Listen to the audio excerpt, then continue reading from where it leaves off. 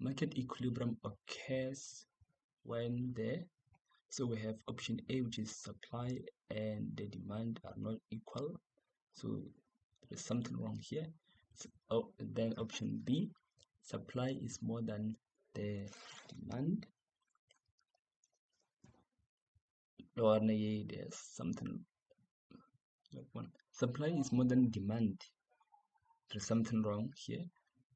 Option C, market supply is equal to the market demand. Yeah, this one, I think that's the one that we are looking for. Option D, demand is lower than the supply. That's wrong. Okay, so the correct answer is C. Why am I saying C? Okay, so basically market equilibrium, that's the point at which market supply is equals to market demand. You know, that's where the supply and the demand curves intersect on a market equilibrium graph. Agree? We have the demand curve and the supply curve. So when it is represented in a graph where the supply curve and the demand curve meet, where they intersect, that is the market equilibrium. Okay, so that means our market equilibrium, that's where the quantity supplied is equal to the quantity demanded. Meaning at that point there is no shortage, there is no surplus. The suppliers were able to supply 300 bags of oranges, and the customers were able to buy that amount, 300 bags of oranges, at that specific price. Okay, so they supplied, because the suppliers, they supplied 300 and the buyers bought 300. There was no shortage, there was no surplus. That's the market equilibrium. Okay, and I had already selected the answer here, and the explanation says that in this situation, the amount supplied is equal to the amount demanded. You know, the quantity supplied is equal to the quantity demanded, resulting in no surplus or shortage. This is where the supply and the demand curves intersect on a market equilibrium graph. Okay.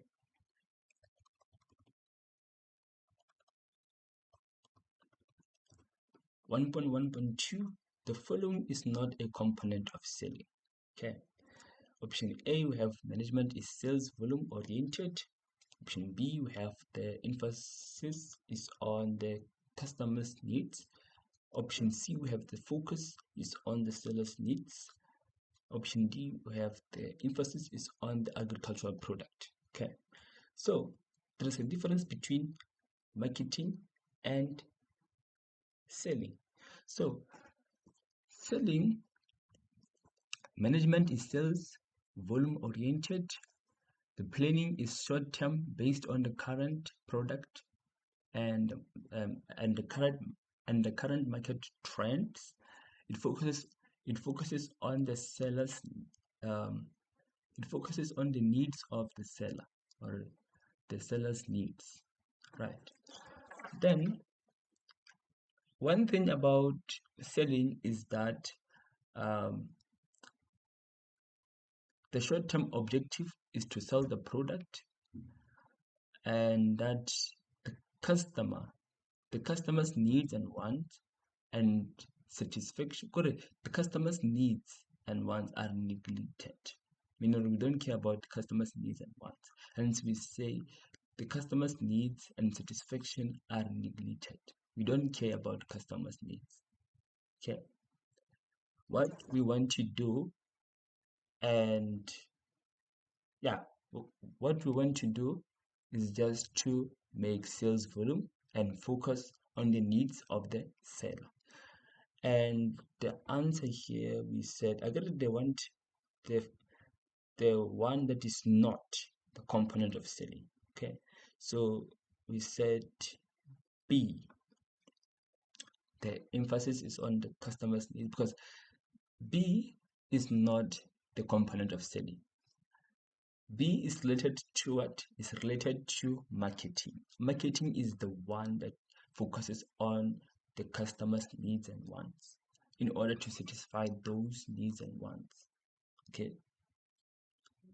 So that the customer can feel satisfied about the product that they bought and come back to us in the future and buy again. Right. So the correct answer was B, and we have the explanation here. Here we are looking at what is not part of selling. Selling is distinct from marketing. While selling focuses on maximizing sales volume, marketing focuses on profit. But here we are talking about selling, which focuses on the short term, meaning we are looking only at the current trends. It does not aim to satisfy customers' needs and wants. Hence, we say customers' needs are neglected. This is because the focus is on the seller's needs and not the customer's needs. Right.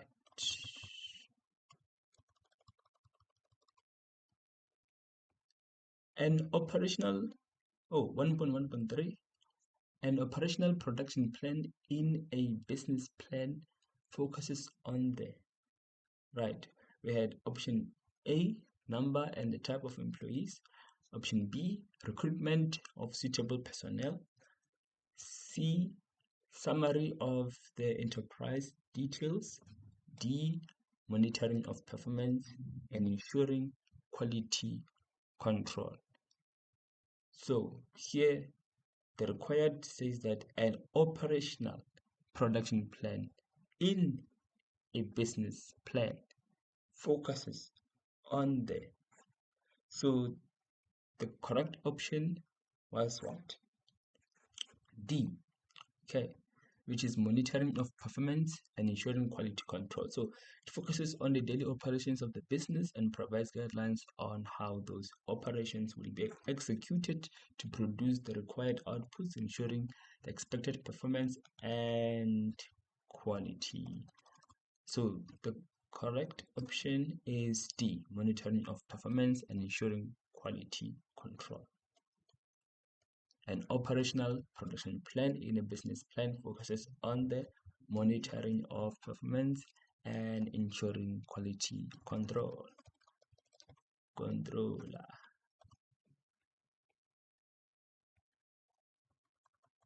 The descriptions below addresses opportunities that could be realized through the SWOT analysis. So, SWOT analysis. SWOT analysis. SWOT analysis. SWOT analysis. So, SWOT analysis is an effective strategic planning tool that evaluates a business by identifying the strengths, weaknesses, opportunities, and threats. So that means, sorry, in this SWOT analysis here, S stands for strength, W stands for weaknesses, O stands for opportunities, and P stands for threats. Okay. So here they want us to focus on opportunities. Okay, so what are opportunities? Opportunities are external factors of a SWOT analysis that identifies favorable elements in the environment that can benefit the business. So basically, the opportunities are those external factors in the business environment. External factors, correct? They are present in the external business environment. Okay, and opportunities are distinct from strength. Strength focuses on those what? Those that are internal. Okay, those that are internal. So basically, strengths are the characteristics of the business that give it an advantage and lead to success. That is the strength. That is the internal factors. So this can be maybe the business has talented employees, or they have autonomous vehicles that enables autonomous production. They can be able to make lots of profits. That is the strength. Okay, but here they're talking about the opportunities. We are looking at the external environment. Okay, the opportunities that may emerge from the external environment. Maybe that's investments, maybe new technology that we can use to improve our production, right? Right. So, and we are given options here. We have Roman figure 1, which is new markets opening to increase sales. New markets opening to increase sales. Let's say, okay, agree. We run a farming business, and new markets opening to increase sales. This can be maybe fresh produce markets. Yeah, let's say maybe fresh produce markets or other markets they're opening. That means we can find more customers. We have more marketplaces where we can sell our products. Hence, that is an opportunity to expand production. Agree? If we get into those new markets, that means there will be more demand. That means we will have to keep up to that demand and increase our production, then more money coming into the business.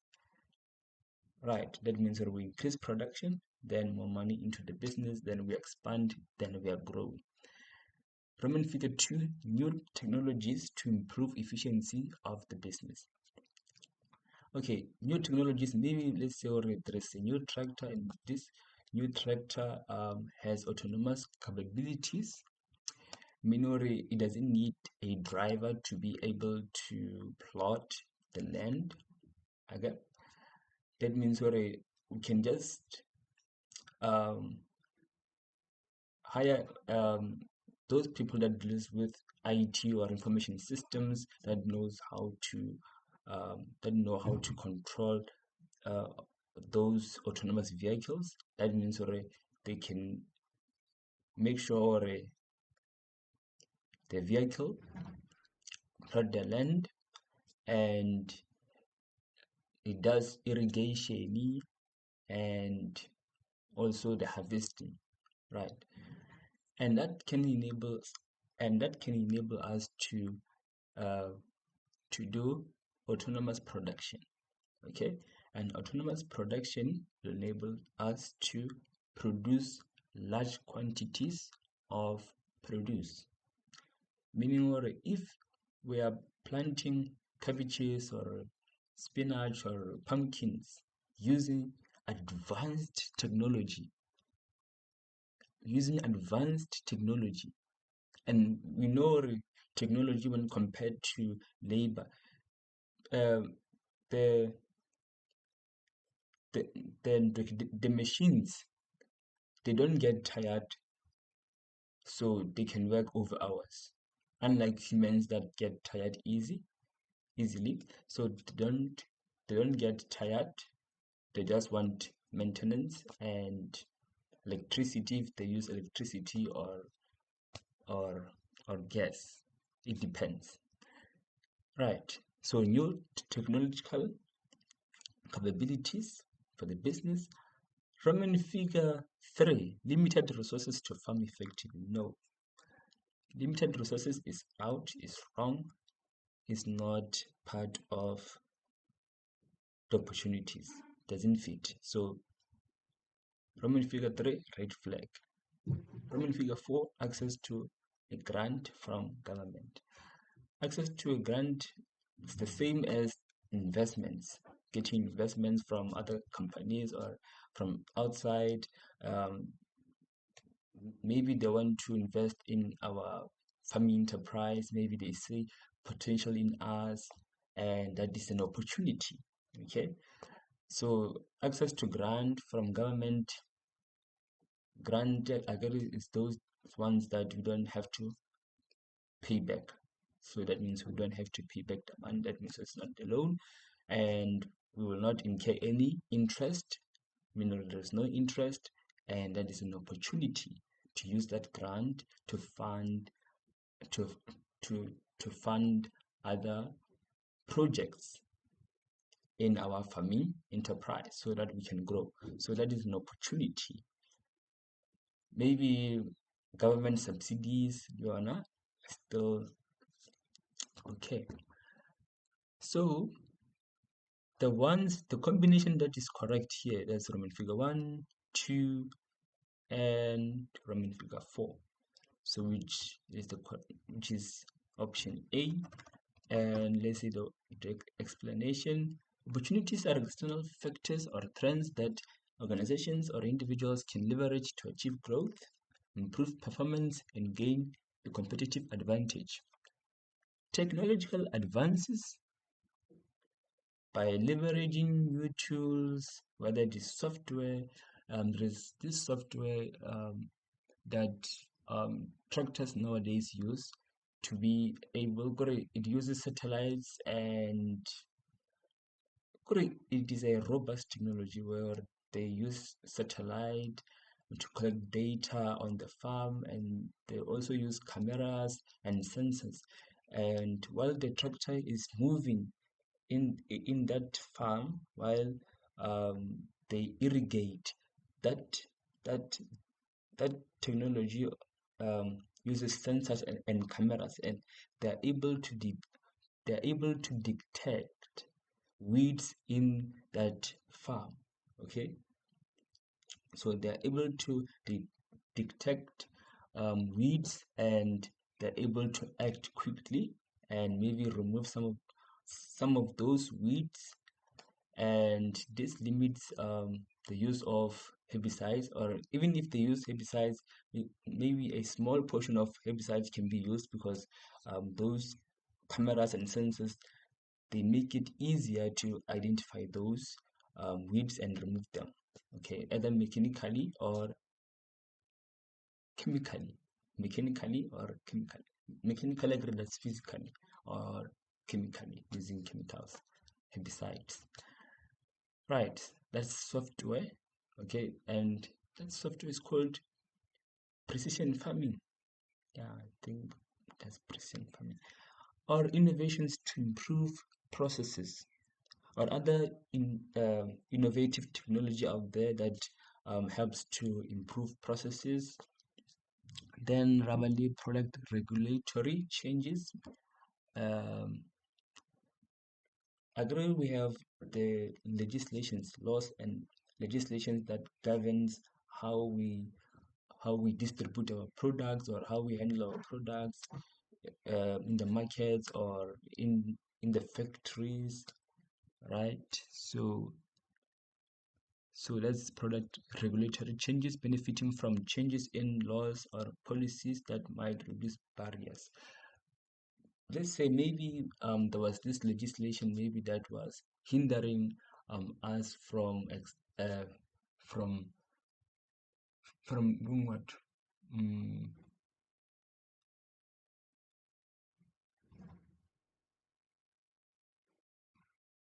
from exploring.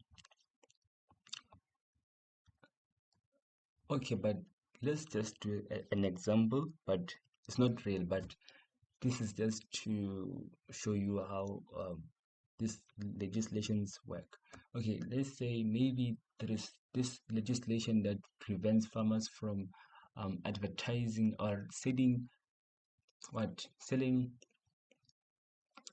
vegetables online, maybe perishable goods online, such as bananas, tomatoes, those ones um, that are prone to spoilage, those ones that can rot, uh, those ones that can get rotten easily. Okay, so maybe there was that legislation, or um, you can't sell those perishable produce if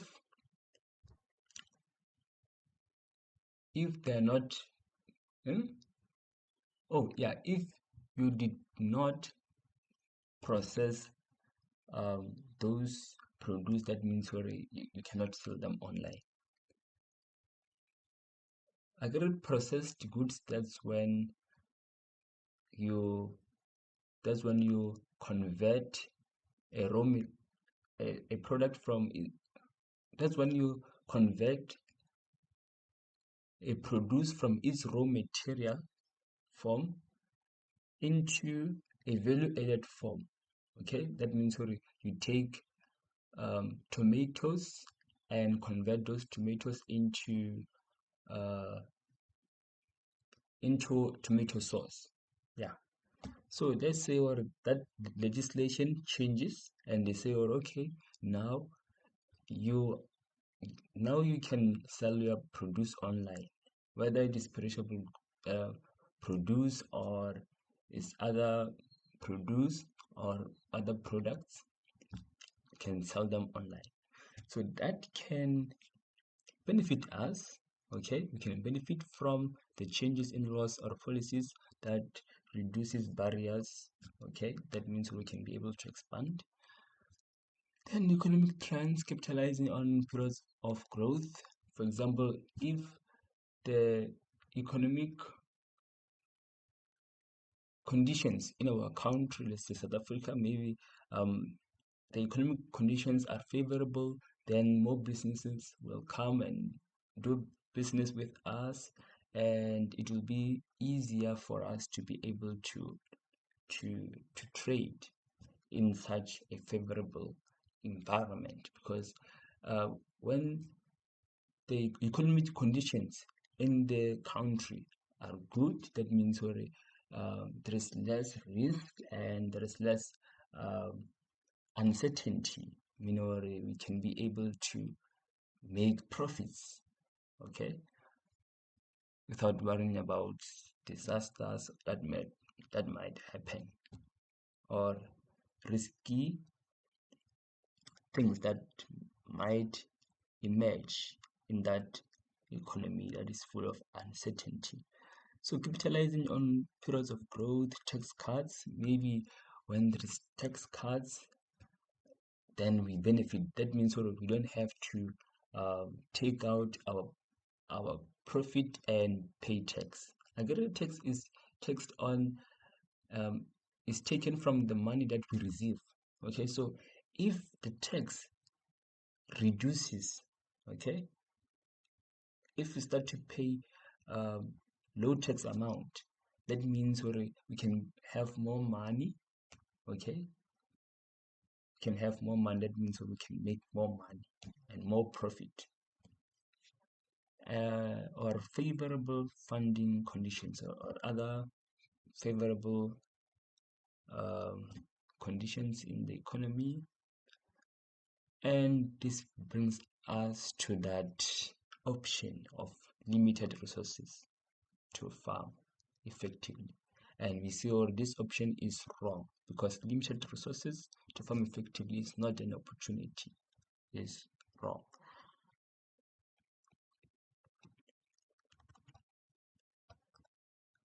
And 1.1.5 of a farming enterprise which is not influenced by the level of production.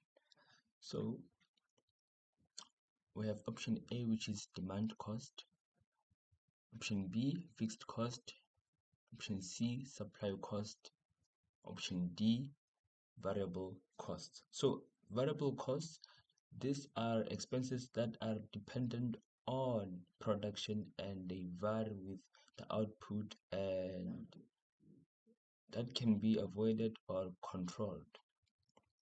So for example, an example of variable costs, we have seed, fuel, and feed costs,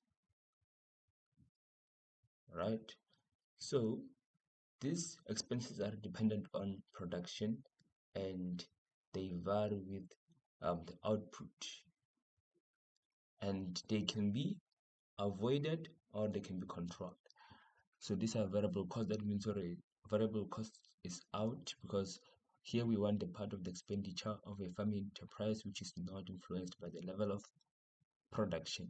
Supply cost, no, that's wrong. Demand cost, no, that's wrong. Fixed cost. Fixed costs are expenses that are independent of production or output and cannot be avoided or controlled. For example, we have tax, you cannot avoid tax.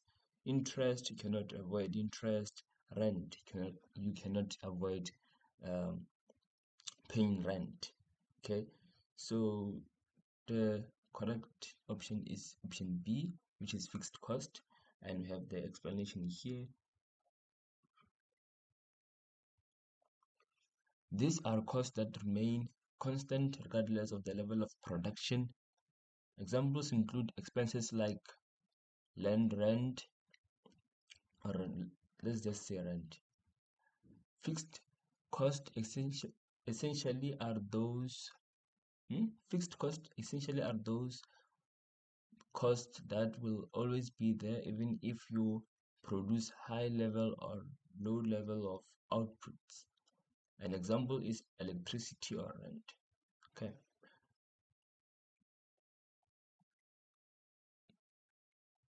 Solely to erect a kraal.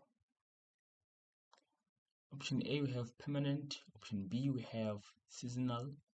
Option C, we have full-time. Option D, we have casual. So permanent, it cannot be permanent because this type of labor is hired solely to erect a kraal. Full-time, no, cannot be full-time.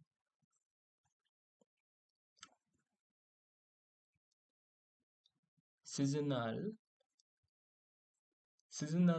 labor are those labors that have temporary employment. Okay, so seasonal labor does temporary employment of workers in peak periods for specific repetitive tasks like harvesting or shearing. Casual labor. These are temporary employment of workers to perform non-repetitive tasks such as building or fencing. Okay, so that's why we chose D, which is casual. It is a temporary employment of workers to perform non-repetitive tasks.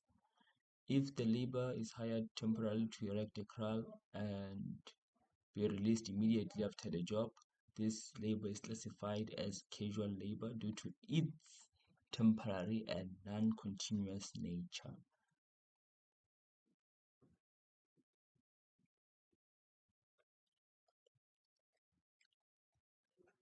1.1.7 The action by a farmer to address undercapitalization on the farm. Option A, keep old non-viable tractors. Option B, pay higher wages. Option C, hire specific machinery. Option D, invest more money in the bank. So investing more money in the bank will not address the issue of undercapitalization. That means we have less machines and equipment on the farm, so that doesn't solve the problem. C, hire specific machinery. Oh, this one I think it can be higher specific machinery. That means there are more machinery on the farm. Okay. B, pay more higher wages. Pay higher wages. No, that will not solve the problem. Option A, keep old non-viable tractors. Old tractors that have been depreciated and they are no longer used to they're not they are no longer used in the production because they cannot move. Okay, non-viable, that means sorry, there's no movement, they cannot move. That means sorry, there's something wrong with these vehicles. They are old, they've been depreciated, they lost value, so I don't think they are useful. Okay, so hiring specific machinery, that's C, that's the correct one, because undercapitalization That means we are investing too little capital to maintain productivity, and this leads to a decrease in profits. So that means we need more assets like machinery and equipment on the farm. So hiring specific machinery, that's what we want. 1.1.8, the skill that enables the manager to protect the business from monetary losses. So we have option A, which is financial management skill. Okay, this sounds amazing. Option B, decision making. Decision making is about making decisions. It doesn't talk much about finance. C, interpersonal skills. Minor can be able to socialize with other people, talk to other people, and manage external relationships. That's interpersonal. I don't think that's correct. Interpersonal. D, problem solving. It's about solving problems, coming up with solutions. It doesn't have to do with financial. So to prevent monetary losses, you need financial management skill, which is option A. Okay, so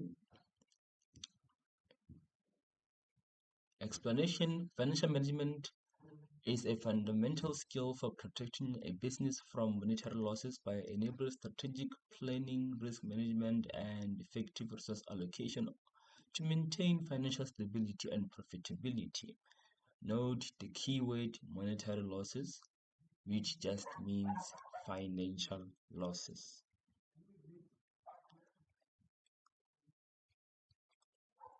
1.1.9.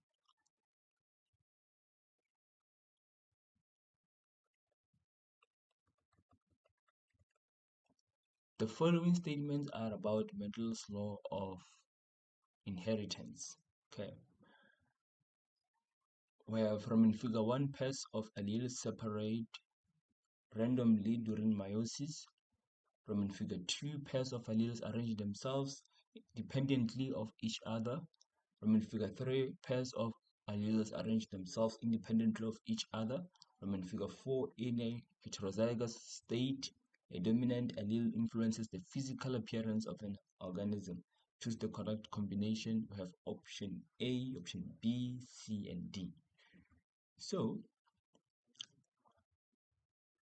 we want Mendel's laws of inheritance. Let's assess each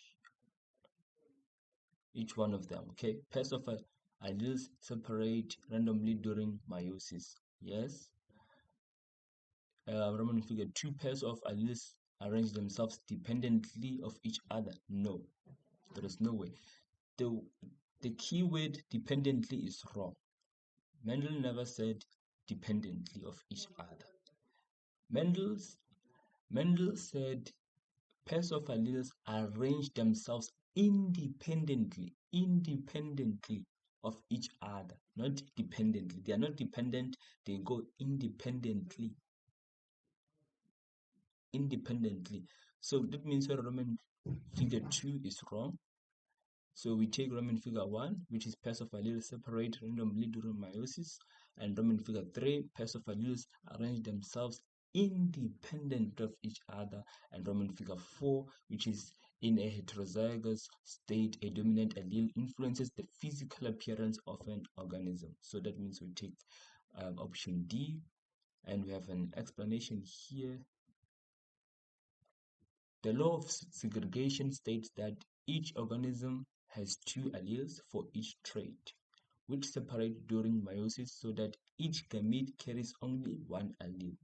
The law of independent assortment states that alleles for separate traits are passed independently, meaning the selection of one allele does not influence the selection of another.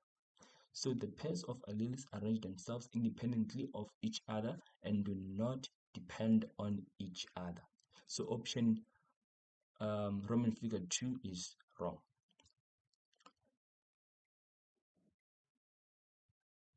An example of a heterozygous genotype for the color of flowers. We have option A, which is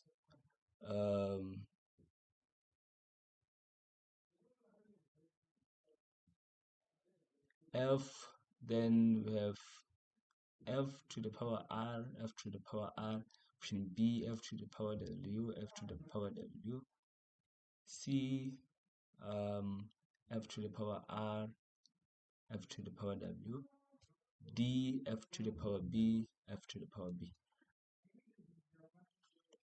Right, so here they wanted an example of a heterozygous genotype for the color of flowers. Okay, so first things first, we need to know what is a heterozygous and what is a homozygous. A homozygous is a pure breed individual with two identical alleles for a particular characteristic. Both alleles are expressed in the phenotype. Okay, so the ones that are homozygous here, we have A. Again, you can see already this R are identical. Okay, these two alleles are identical, RR. Okay, that's homozygous. B, WW are identical, are the same, WW. Okay, both Fs have WW. C, we have heterozygous. I will explain it later. D, we have homozygous. B and B are identical. Let's go back to C. C, it is heterozygous. It's not homozygous. It is heterozygous. That's what they want. Okay. Heterozygous is a hybrid individual with two different alleles. RW, two different alleles. Okay. For a particular characteristic, only the dominant allele is expressed in the phenotype. Okay. But here, both of them, they are dominant. Okay. So a genotype is a genetic composition of an individual contained in a pair of alleles for a particular characteristic. Okay.